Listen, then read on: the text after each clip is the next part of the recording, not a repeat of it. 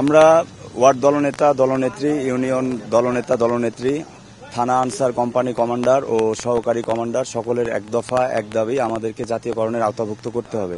কেননা আমরা যে এই স্বল্প সম্মানীটা পাই আমাদের কাজের তুলনায় সেটা খুবই নগণ্য, এবং আমাদেরকে যে সময় যে কোনো বিপদ আপদে ডাকলে আমরা মুহূর্তের মধ্যে ছুটে আসি, এবং আমরা জীবন ঝুঁকি নিয়ে আমরা সর্বোচ্চ দায়িত্ব পালন করি, সেটা নির্বাচন হোক কিংবা সরকারি স্থাপনা পাহারা হোক, এমনকি 5ই আগস্ট থেকে শুরু করে এখন পর্যন্ত বিভিন্ন থানা পাহারা হোক, সর্বোচ্চ রিস্ক নিয়ে আমরা কাজ করি।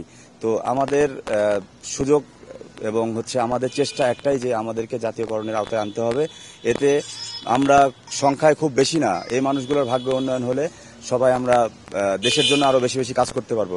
আরো একটা বিষয় যে সবাই আমরা একই বাজার থেকে একই চাল, একই ডাল, একই তেল আমরা কিনি, কিন্তু আমাদেরকে দেওয়া হয় সামান্য 3000 টাকা, আর কোম্পানি কমান্ডারদেরকে 1800 টাকা। তো যার কারণে আমাদের জীবনযাপন খুবই মানবেতর জীবনযাপন পার করছি।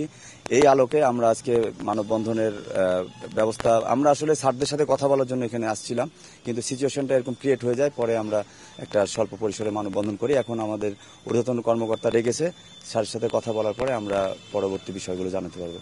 ইতিমধ্যে আপনারা জেনেছেন আমরা প্রত্যেকটা থানা ডিউটি করছি, যখন পুলিশেরা ছিল না তখনও, এবং আমরা নির্বাচন বলেন, পূজা মণ্ডপ বলেন, সব জায়গায় আমরা একটা থানার আন্ডারে যারা আছি, ওয়ার্ড দলনেতা দলনেত্রী বলেন, আনসার কমান্ডার বলেন, সহকারী আনসার কমান্ডার বলেন, আমাদের নেতৃত্বেই পুরো উপজেলা চলে।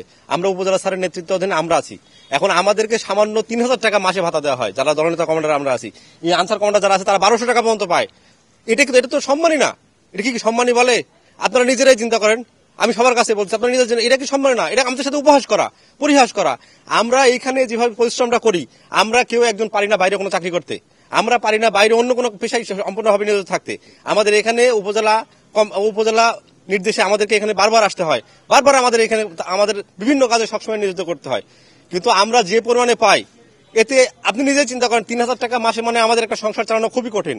আমরা চাই আমাদেরকে জাতীয়করণ করা হোক, স্কেল যেটাই দিক, কিন্তু আমরা চাই জাতীয়করণ করা হোক, এবং সেই জাতীয়করণের আন্ডারে আমরা আমাদের আরো সর্বোচ্চ চেষ্টা করে আমরা এই বাহিনীকে আরো সামনের দিকে এগিয়ে নিতে চাই।